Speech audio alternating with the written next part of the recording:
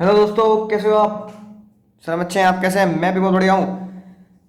तो निकालते हैं उन MCQ score, case study score, देखते हैं क्या लिखा है उनमें। तो शुरू करते हैं। टै टै टै टै टै टै टै। देखो क्या कहती हैं केस स्टडीज। सबसे पहला क्वेश्चन ध्यान से देखेंगे क्या लिखा है। एन आइडियल कंट्रोल टेक्निक, है ना, ट्रू या फॉल्स बताना है आपको। Is one of the check every bit of performance, that is checking all deviation and variation in performance। बताओ।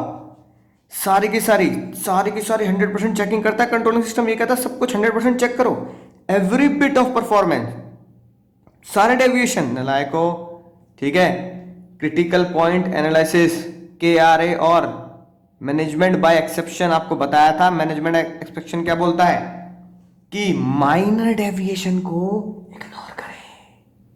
ठीक है, तो इसका मतलब ये क्या है, फॉल्स है, क्योंकि माइनर डेविएशन तो हमें इग्नोर करने ही हैं। राइट। दूसरे क्वेश्चन को ध्यान से पढ़ेंगे। सेकंड क्वेश्चन क्या कहता है बताओ। Manager found that refreshment expenses increase by 10% and cost of production 2%। ठीक है। विच डेविएशन नीड इमीडिएट एक्शन, कौन सा डेविएशन को बिल्कुल इमीडिएट एक्शन की जरूरत है? बताओ। कॉस्ट ऑफ प्रोडक्शन को, जो 2% वाला है, या रिफ्रेशमेंट एक्सपेंसेस को? ये बहुत डिटेल में बताया था अकाउंट वाले सर, है ना। सुन रहा है ना तू, रो रहा हूं मैं, गाना गाते हुए रो रहे थे। छोटी चीजें है ना ज्यादा खतरनाक होती हैं बजाय बड़ी चीजों के। तो रिफ्रेशमेंट के एक्सपेंसेस क्या, कौन कितना खा लेगा? ठूस ठूस के थोड़ी खा लेंगे एम्प्लॉय। तो भैया कॉस्ट ऑफ प्रोडक्शन तो डेली का काम है, तो कॉस्ट ऑफ प्रोडक्शन पे इमीडिएट एक्शन चाहिए। Taking corrective action is last step, taking corrective action is last step. अभी तो बच्चों वाली बात है, एग्जाम में आएगा तो पांचों, है ना, फंक्शंस में से ढूंढना है last step of sir controlling process. ठीक है जी, last step of controlling process. Sir समझ गए, बहुत ही मजेदार क्वेश्चन था। अगले क्वेश्चन पे आते हैं, ध्यान से पहले पढ़ लो। उम्मीद आपने पढ़ भी लिया होगा आयरन मैन वाला। ठीक है। वो कह रहा है identify the possible cause for decline in production and step to be taken. Production क्यों घट रहा है, ठीक है ना, इसके पॉसिबल कॉज ढूंढो। राइट। और step to taken to achieve the target, और स्टेप भी बताओ। ठीक है। अब सोचो क्या करना है इसमें, ध्यान से सोचना, ध्यान से।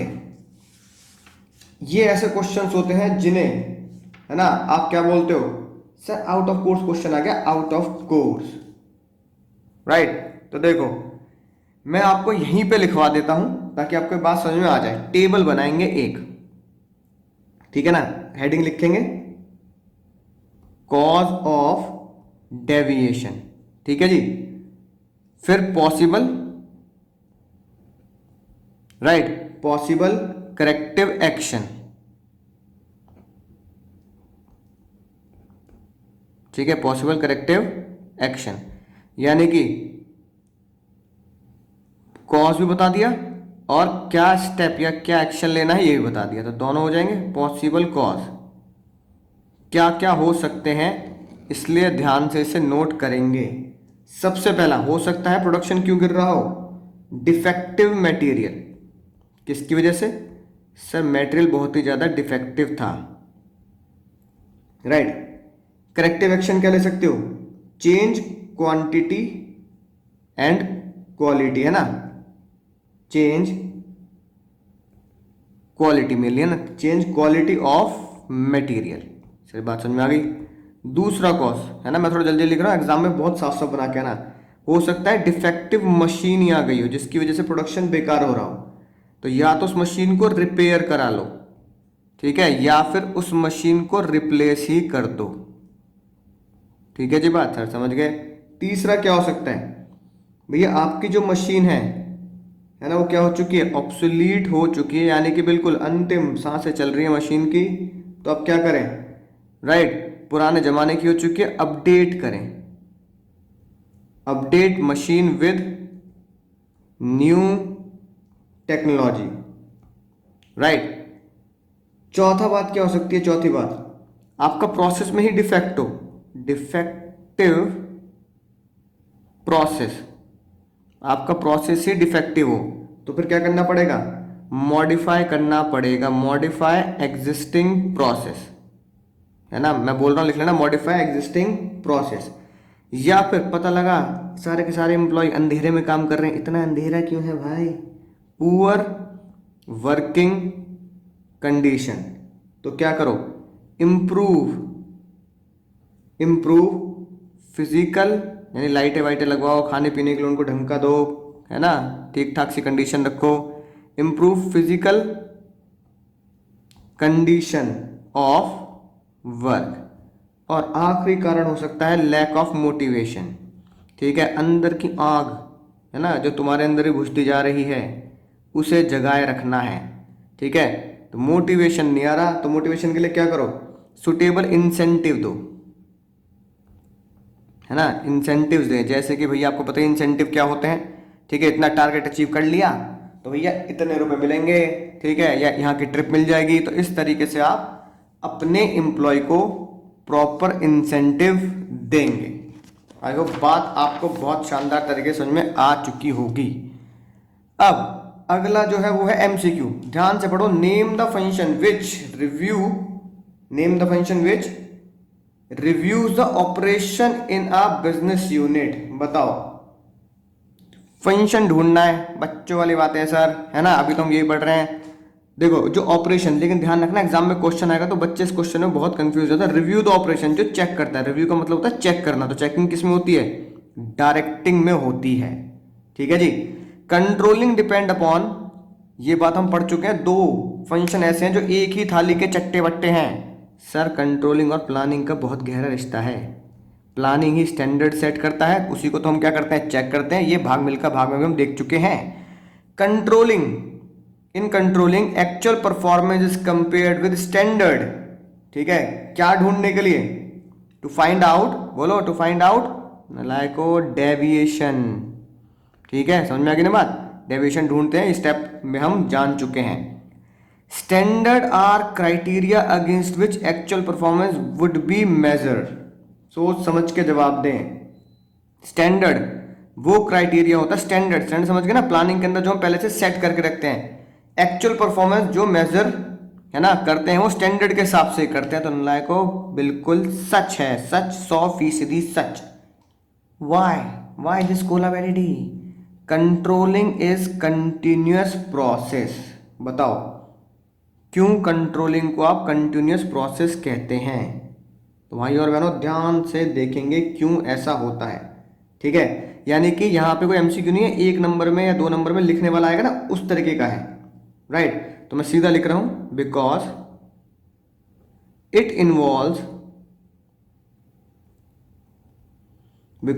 इन्वॉल्व्स कांस्टेंट रिव्यू, ठीक है ना, it involves constant review of actual performance, ठीक है जी, फॉर टेकिंग, क्या, ताकि हम क्या ले सकें, फॉर टेकिंग करेक्टिव एक्शन, ठीक है जी, for taking corrective action, right. Bracket में लिखते हैं इफ एनी, अगर डेविएशन है तो हम करेक्टिव एक्शन ले सकें। आई होप बात समझ में आ चुकी होगी। ये कुछ इंपॉर्टेंट क्वेश्चन है जो आपके बोर्ड्स के एग्जाम में आ चुके हैं। अब आती है बात, sir controlling is the end, क्या कंट्रोलिंग दी एंड हो जाता है, ट्रू या फॉल्स, यानी मैनेजमेंट साइकिल। सर बिल्कुल सही बात है, जैसे कंट्रोलिंग पे पहुंचते हैं मैनेजमेंट साइकिल एंड हो जाती है, ट्रू, लगा लो काटे नलायको। फॉल्स, रीजन, क्योंकि कंट्रोलिंग जब प्रोसेस मिलता है तो वो हमें कहाँ फेंक देता है, राइट। तो क्या लिखोगे, रीजन लिख बता देता हूं, because it brings back the management, it's bring back the management cycle to planning function. वो बार बार हमें कहाँ भगा देता है, प्लानिंग फंक्शन पे भगा देता है। कंट्रोलिंग तो तभी एंड हो सकती है जब एक्चुअल स्टैंडर्ड से मैच हो जाए, राइट। समझ में आ गई ना बात, जी sir. If manager wants to control everything it controls nothing. ये मैंने डायलॉग तुम्हें कहा था, ढंग से इसे याद कर लेना। ये क्या दिखाता है, क्या दिखाता है, बोलो, critical point control, management by exception, या दोनों? नालायक दोनों तो दिखाई नहीं सकता, ये दिखाता है मैनेजमेंट बाय एक्सेप्शन। ठीक है, समझ में आ गई बात sir? Difference between the actual and standard performance, क्या बोलोगे?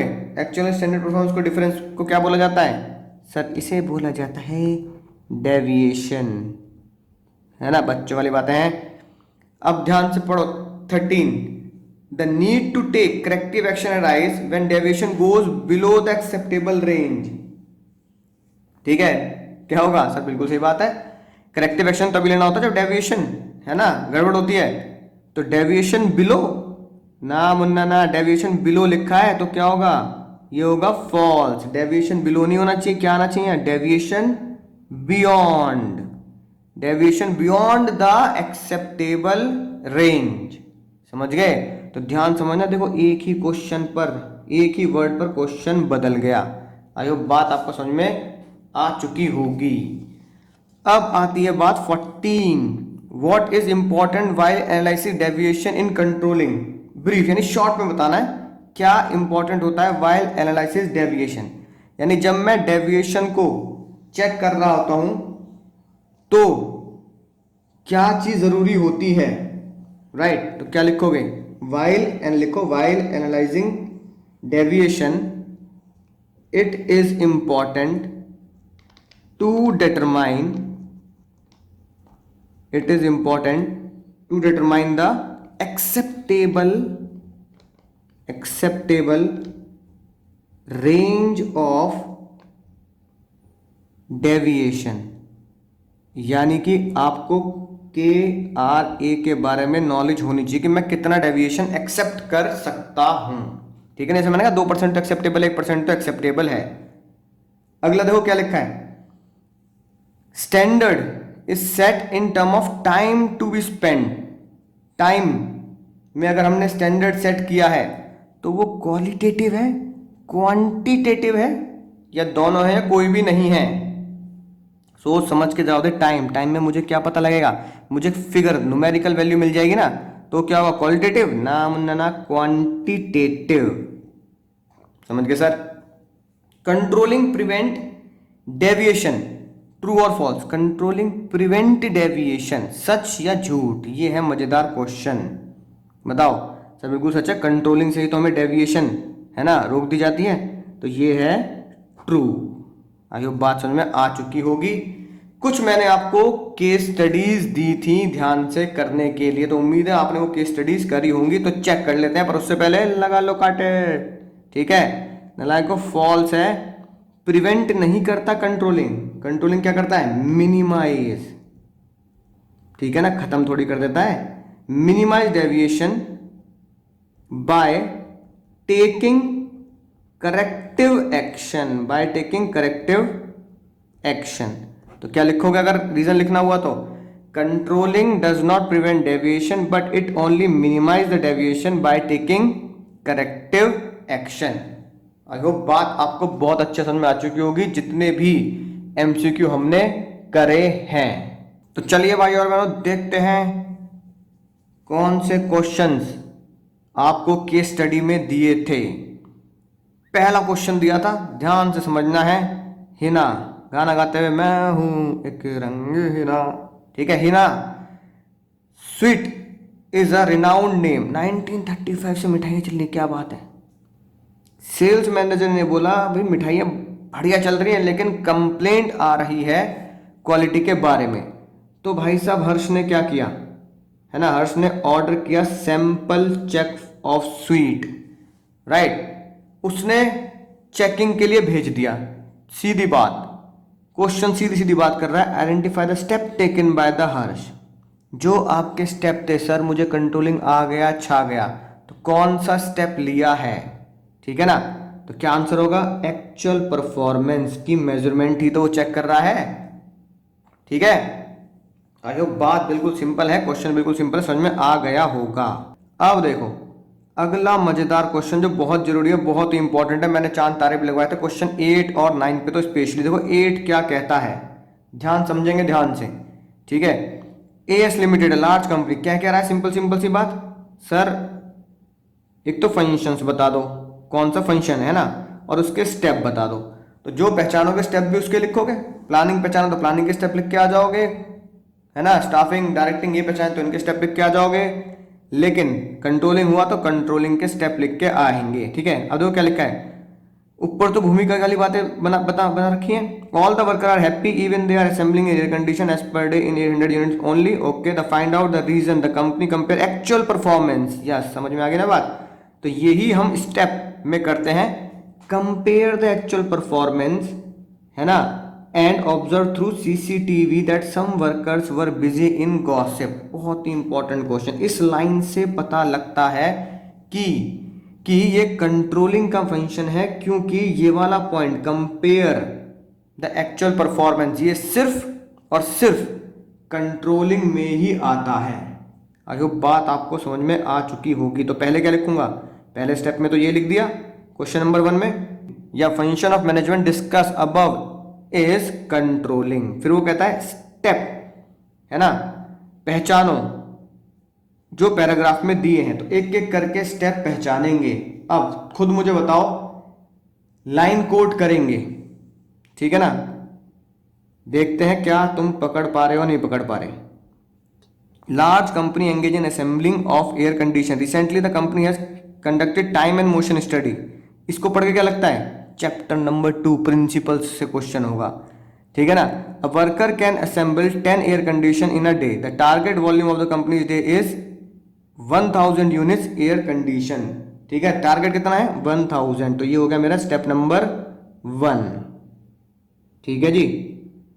Target, right. The company is providing attractive allowances. Company क्या कर रही है, अट्रैक्टिव अलाउंसेस प्रोवाइड कर रही है ताकि वर्कर्स ढंग से काम कर सकें, right, to reduce the labour turnover and absenteeism. तो all the workers are happy even then, सबके सब खुश है तब भी। असेंबली कितनी बैठ रही है 800, यानी कि ये क्या है स्टेप नंबर 2 एक्चुअल, ठीक है। अब अगला स्टेप करोगे तो कंपेयरिंग करना पड़ेगा, राइट। तो कंपैरिजन आपको करना पड़ेगा, राइट। फिर दोनों को क्या करोगे, कंपेयर कर लोगे, इसको और इसको कंपेयर कर लेना। फिर लिखा to find out the reason, ठीक है ना। कंपनी ने क्या किया, सीसीटीवी कैमरे लगाए और देखा कुछ लोग बातें करने में बिजी हैं। इसका मतलब ये क्या हो गया, ये हो गया हमारा एनालाइज डेविएशन। और एनालाइज डेविएशन के बाद आगे लिखा ही नहीं है कि उन्होंने किया क्या, या गॉसिप करवाना कैसे बंद किया, क्या उनका ट्रांसफर कर दिया या उन्हें अलग अलग यूनिट में भेज दिया। तो करेक्टिव एक्शन तो उसमें कहीं बताया ही नहीं है, सिर्फ ये बताया कि भाई ये पता लगा है। तो देखो क्या यही बातें लिखी हैं कि नहीं लिखी हैं, एक बार चेक कर लेते हैं। The function of management is discuss about is controlling. ये स्टेप्स आ गए हमारे, बिल्कुल सही लिखे हैं, ठीक है ना। सेटिंग द परफॉर्मेंस, देखो लाइन कोड भी कर रखी है। उसके बाद एक्चुअल परफॉर्मेंस कितनी है 800, राइट। तो ये भी हमने लाइन कोड कर रखी है। कंपेयर, द कंपेयरिंग कर रखा है कैसे कि 800 को जो 1000 से कंपेयर किया 200 का डेविएशन आया, और सीसीटीवी कैमरे लगा के हमने क्या लिया, डेविएशन को एनालाइज किया। लेकिन करेक्टिव एक्शन इस स्टेप में या इस केस स्टडी में पूछा ही नहीं है। तो एग्जाम में बहते गंगा में हाथ मत धो लेना, कभी लिख के भी आ जाओ। अब एग्जाम में लिखे हैं कैसे, देखो इस तरीके से प्रेजेंटेशन करनी है। सबसे पहले स्टेप नंबर ए में आंसर लिखा था, function of management discuss above is controlling, ठीक है। एक बात जो तुमने यहाँ पे गौर फरमाई होगी, जो भी इंपॉर्टेंट चीजें हैं वो हमेशा ब्लॉक लेटर में लिखनी है।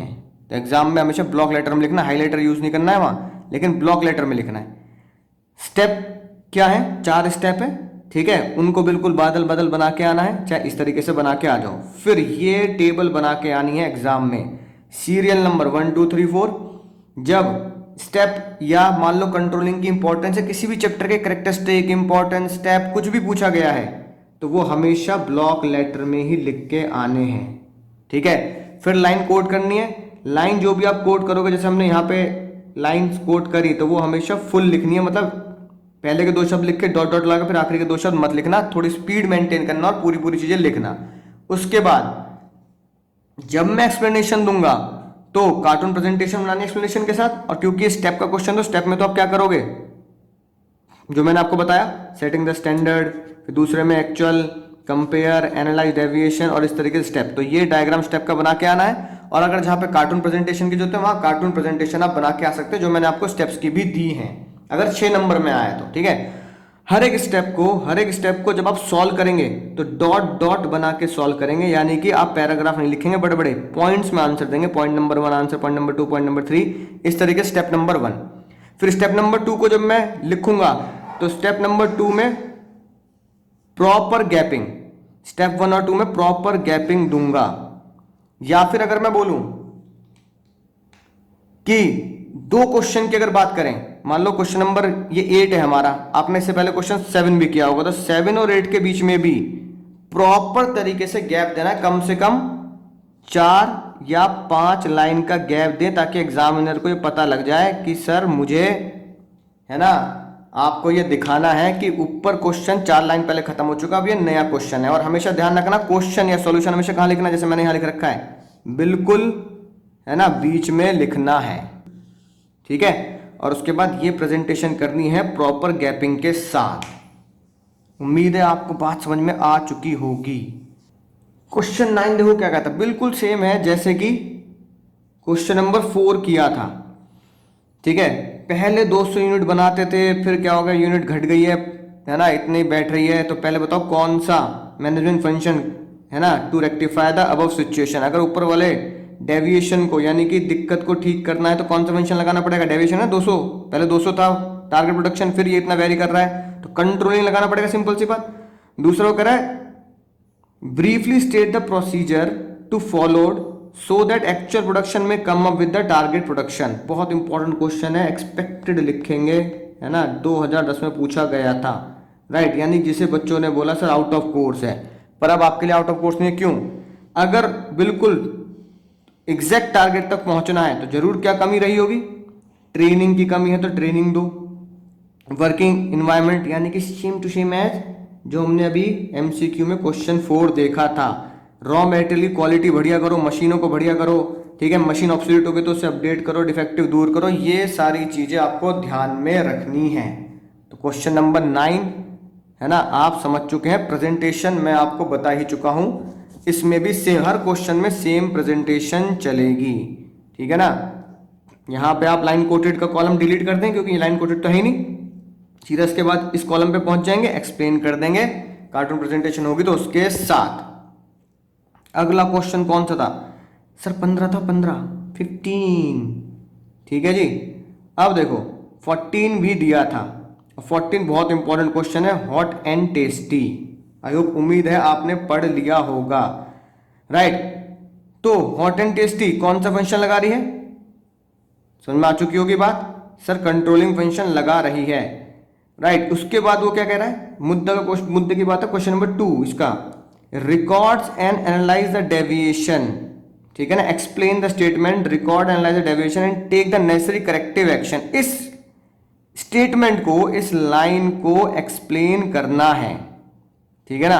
अब बताओ क्या लिखना पड़ेगा मुझे इसमें, रिकॉर्ड एनालाइज डेविएशन, तो नलायको बहुत इंपॉर्टेंट है, इसको भी एक्सपेक्टेड लिखेंगे, राइट। इस स्टेटमेंट का मतलब है कि आपसे इनडायरेक्टली उसने क्या पूछ लिया, क्रिटिकल पॉइंट कंट्रोल और मैनेजमेंट बाय एक्सेप्शन पूछ लिया विद एग्जाम्पल, ठीक है ना, वो भी अबव केस से रिलेट करके, ठीक है ना।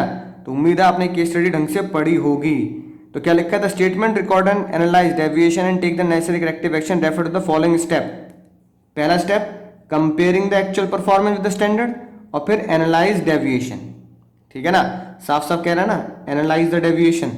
तो पहले स्टेप में क्या किया, कंपेयर कर लिया और फिर एनालाइज किया डेविएशन को, और उसमें क्या पता लगा हमें बात, once the deviation is identify it is important to analyse through. अब उसे एनालाइज करूंगा कैसे, ठीक है ना, critical point control, if the expenditure refreshment goes by 10%, it can be ignore, but if the production cost goes by 5%, it may call for management action, ठीक है ना, राइट। और ऐसी मैनेजमेंट एक्शन में क्या लिखेंगे, like in the above case the output defects up to 2% may be consider acceptable, but 5% may call for managerial action. तो मैं हमेशा कहता हूं 1-2% तो एक्सेप्टेबल रेंज होती ही है, और फिर करेक्टिव एक्शन आप ले लें, right. The last step of controlling process involve the taking corrective action whenever the deviation occur beyond the permissible, यानी 2%, परमिसेबल लिमिट क्या है हमारी 2%, उससे ऊपर चले जाएं, सो दे डू नॉट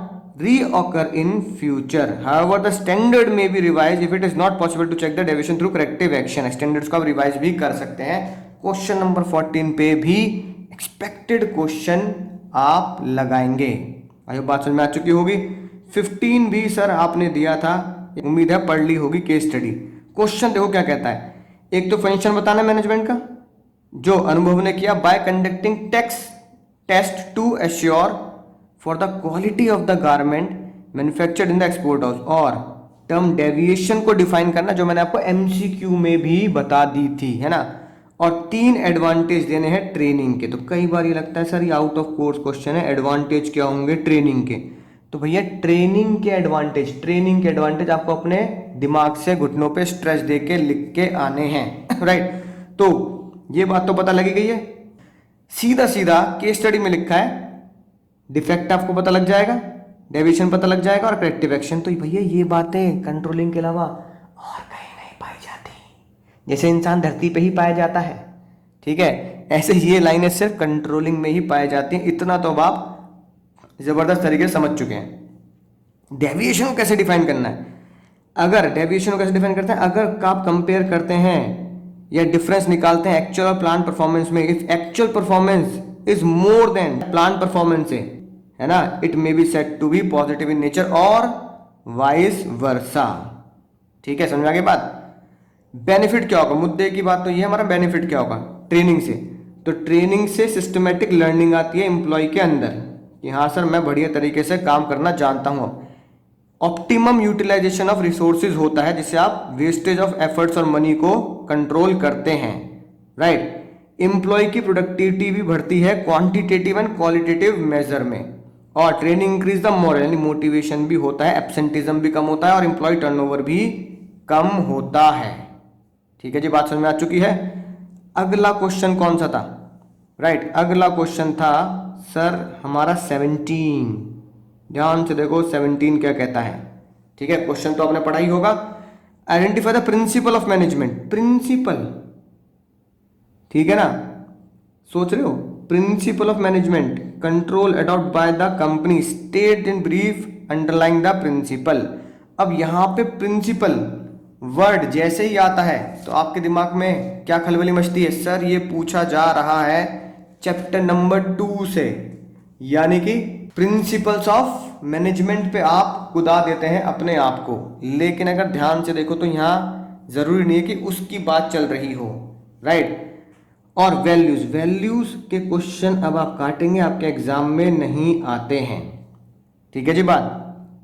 तो देखो, company follow a practice where only significant deviation are brought to attention. Company एक ही चीज को फॉलो करती है, जो मुद्दे की बहुत बड़ी चीजें होती हैं सिर्फ उसी पे ध्यान दिया जाएगा. ठीक है. राइट. फॉर एग्जाम्पल अगर डेविएशन 20,000 रुपये उससे ज्यादा है, will be reported to the concern department, यानी 20,000 से अगर कम है तो फिर कंसर्न डिपार्टमेंट को रिपोर्ट नहीं करेंगे. तो ये हुआ हमारा मैनेजमेंट बाय एक्सेप्शन. ये आप भली बाती जानते हैं. ठीक है. जो किस पे बिलीव करता है, आप हर चीज यानी कि छोटी मोटी नॉर्मल लॉस को इग्नोर करें, छोटी मोटी चीजों को इग्नोर करें. है कि नहीं बात. एक मटर का दाना गिर गया अगर मटर पनीर में से, तो रायता मत फैला देना, है ना. If you try to control everything you may end up controlling nothing. Sir समझ चुके हैं. राइट. मजेदार क्वेश्चन था. और इसके बाद कोई क्वेश्चन दिया था सर एक क्वेश्चन और था जो बहुत इंपॉर्टेंट था, क्वेश्चन 21. तो 21 पे जरा ध्यान से गौर फरमाएंगे क्या कहता है. 21 देखना जरा क्या कह रहा है. फॉलोइंग आर सम बिहेवियर, है ना, बहुत ही मजेदार क्वेश्चन है. Following are some behaviour, right, that you and other engage in on the job. For each item choose the behavior that management must keep a check to ensure that effective controlling system. अगर ये behaviour होता है तो आपको बताओ क्या क्या करना है. Biased performance appraisal. ठीक है. राइट. अब बताओ, यानी कि एक बढ़िया काम कर रहा है, दूसरा भी उतना बढ़िया काम कर रहा है, लेकिन एक को ज्यादा इंसेंटिव मिल रहा है, एक को कम. एक को भेज रहे हो लंदन घूमने के लिए, एक को भेज रहे हो तुम गोवा. वो कहेगा ये तो बिल्कुल गलत बात है, गंदी बात, शाहिद कपूर की तरह गंदी बात. तो क्या करना पड़ेगा, आपको कमेटी बिठानी पड़ेगी जो ये चेक कर सके भाई परफॉर्मेंस अप्रेजल बिल्कुल ठीक होने चाहिए. Right. Company supply for personal use, मतलब कि कंपनी में जो सामान आ रहा है घर ले जा रहे हो। NCERT का क्वेश्चन है ये, है कि नहीं बात, राइट। तो भैया अब छोटा मोटा सामान तो देखो यार घर पे ले जाया जा सकता है, जैसे पेंसिल रबड़, तो भैया are not so expensive so it can be ignored. तो यहाँ कंपनी सप्लाईज का मतलब क्या है, कंपनी सप्लाईज का मतलब यहाँ पर कोई बहुत बड़ा सामान नहीं, प्रिंटर उठा के ले गए, जैसे एक दो पेपर ले गए, पेन पेंसिल घर ले गए, तो भैया ये तो नॉर्मल लॉस में आप ले लोगे, right. Asking a person to violate company rules, क्या करना पड़ेगा, इमीडिएट एक्शन लेना पड़ेगा, सजा देनी पड़ेगी, ठीक है ना। Calling office to take a day off when one is sick, mass bunking should not be allowed, यानी कि आपको बुलाना पड़ेगा अगर बहुत सारे लोग एक साथ छुट्टी मार रहे तो ही। Overlooking boss error to prove loyalty, अब बताओ, ठीक है ना। तो इसका क्या एक्शन है, आप बॉस के मुंह पे तो बोल नहीं सकते, तो क्या करो, सिंपल सी बात, सीक्रेट बॉक्स बना लो, सजेशन बॉक्स, उसमें डाल दो।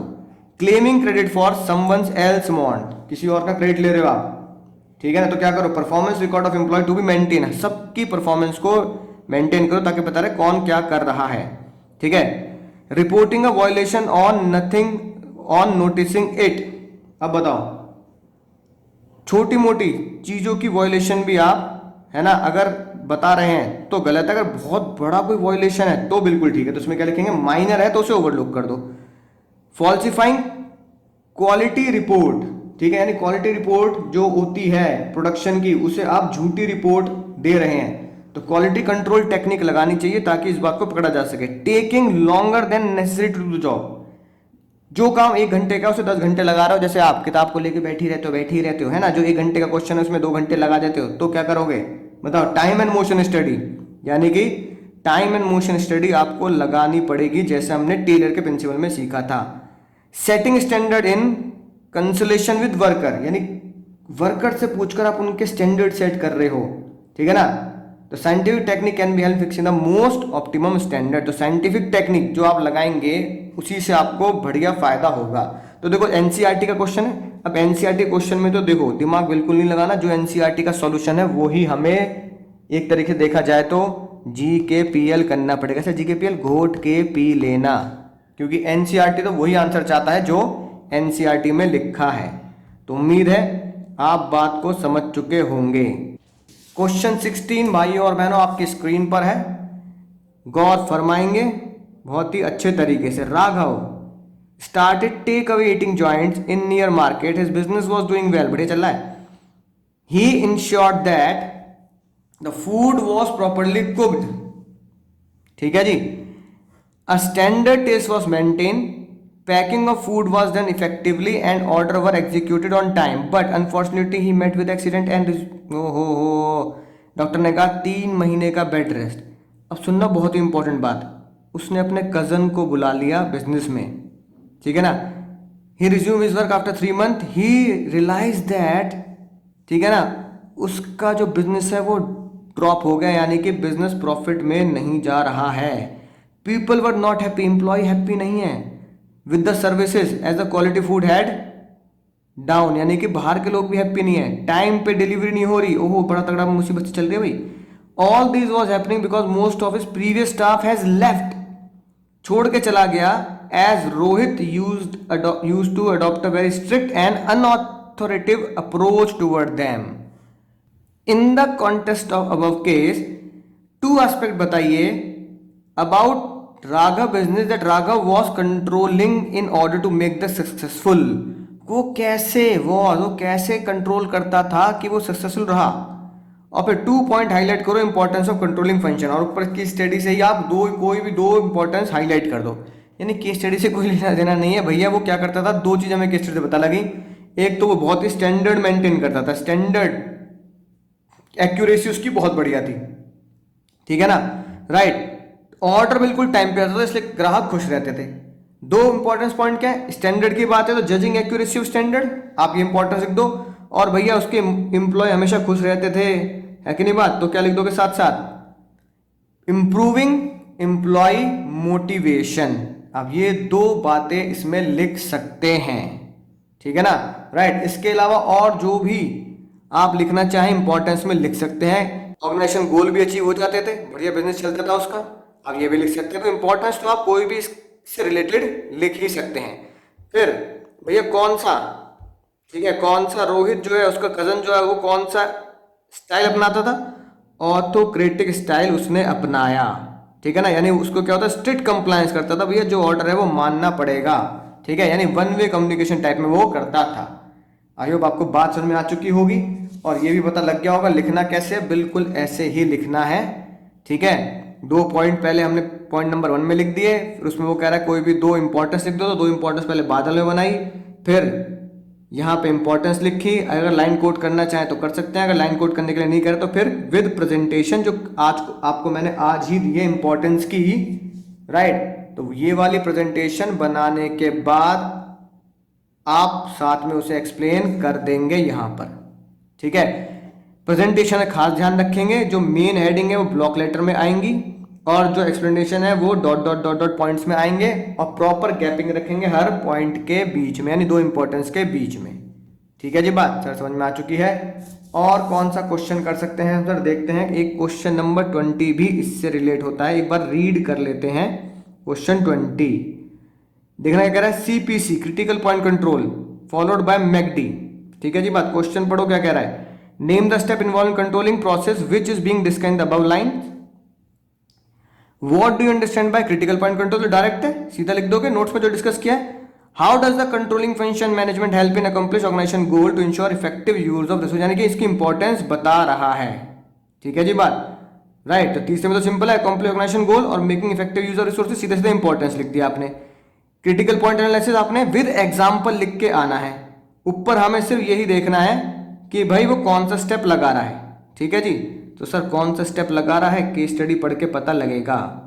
तो देखते हैं क्या लिखा है, critical point control approach following by the McD in handling process so that any food safety threat can be prevented, eliminated और reduced at a acceptable level, यानी कि वो क्या कर रहे हैं, वो सीपीसी अप्रोच लगा रहे हैं, ठीक है, ताकि कोई भी दिक्कत हो, राइट, कोई भी दिक्कत हो सेफ्टी से रिलेटेड तभी के तभी उसको रिड्यूस एलिमिनेट किया जाए, ठीक है जी। बात हैंस कंटिन्यूस मॉनिटरिंग, लगातार कंटिन्यूस मॉनिटरिंग कर रहे हैं, ठीक है ना, are undertaking ensure that process is right at each critical point control, हर जगह मतलब प्रोसेस एकदम बढ़िया चल रहा है।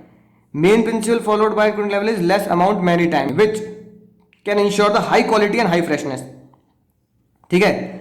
वो आगे कुछ कहानी से लिख रखे बेकार की आपने पढ़ी ली होंगी, एक हैमबर्गर में 145 सेकंड लगते हैं, ठीक है। More over nearly all foods in McD have specific holding time, जैसे कि हैमबर्गर में तो भैया 10 मिनट लगने हैं, फ्रेंच फ्राइज में 7 मिनट लगने ही लगने हैं।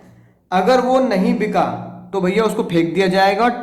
मिल्क टेम्परेचर सप्लायर कितना रखेगा, 4 डिग्री रखेगा, otherwise it will be return, वरना दूध को भी वापस कर देंगे। तो पहला ही पॉइंट हमें देखना है, आप बताओ कौन सा स्टेप इन्वॉल्व किया है कंट्रोलिंग प्रोसेस का विच बीइंग डिस्कस, जो अबव लाइंस में डिस्कस हुआ है, ठीक है ना, राइट। सबसे पहले बात इनसे क्या पता लग रहा है, हैमबर्गर को 10 मिनट के बाद नहीं बिका तो फेंक देंगे, टेम्परेचर कम ज्यादा रहा, ठीक है ना, तो फिर वो मिल्क को भी रिटर्न कर देंगे।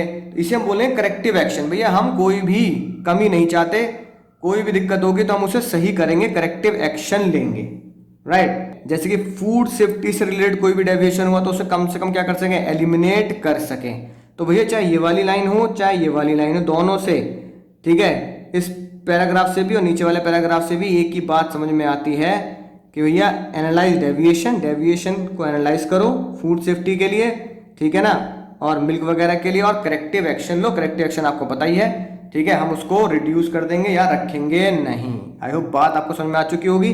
बाकी 2 क्वेश्चन एकदम डायरेक्ट हैं, आप सीधा सीधा सीधी बात नो बकवास लिख सकते हैं, राइट। क्वेश्चन 21, राइट, ये हम डिस्कस कर चुके हैं। क्वेश्चन 22 पे आएंगे भाई और मैंने। क्वेश्चन 22 देखिए क्या कहता है। क्वेश्चन 22 कह रहा है, एक तो कहानी है, कहानी पढ़ोगे तो कोई लेना देना नहीं कहानी से, सीधा क्वेश्चन सीधी सीधी बात पूछ रहा है, बेनिफिट बता दो कंट्रोलिंग का। कंट्रोलिंग के बेनिफिट क्या होते हैं नालायक हो, कंट्रोलिंग के बेनिफिट ही उसकी इंपॉर्टेंस है। तो जो भी इंपॉर्टेंस आप लिखना चाहें लिख सकते हैं, अगर वो एक्सप्लेन करने के लिए कह रहा है, या सीधा सीधा आप इंपॉर्टेंस लिख सकते हैं। एक्चुअली में ये NCERT का क्वेश्चन है, राइट। तो सीधी बात आप लिख सकते हैं।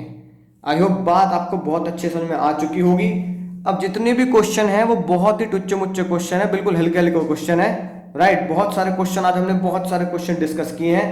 आप ध्यान से बाकी क्वेश्चंस पे फोकस करेंगे, ठीक है, आपको बिल्कुल सिमिलर क्वेश्चन ही मिलेंगे, नाम बदल बदल कर। आई होप बात समझ में आई होगी। कुछ क्वेश्चंस आपके दूसरे चैप्टर से भी लिंक हैं, उन पे इंपॉर्टेंट लगाएंगे ताकि आप दोनों चैप्टर्स को एक साथ क्लब कर सकें, एक तीर से दो शिकार, राइट। तो चलिए मैं मिलूंगा आपको अगले लेक्चर में, अगले चैप्टर में, नई कहानी के साथ, नई उम्मीद के साथ, जो हमें लेके जाएगा 100 में से 100 की तरफ, ठीक है। और फिर हम पूरे में से पूरे नंबर लाके दुनिया में सर उठा के हमारे मम्मी पापा नजरें मिला के जी सकेंगे, राइट। तो इसी उम्मीद के साथ चलता हूं, तब तक आपको पता ही क्या करना है, दुआओं में याद रखना है।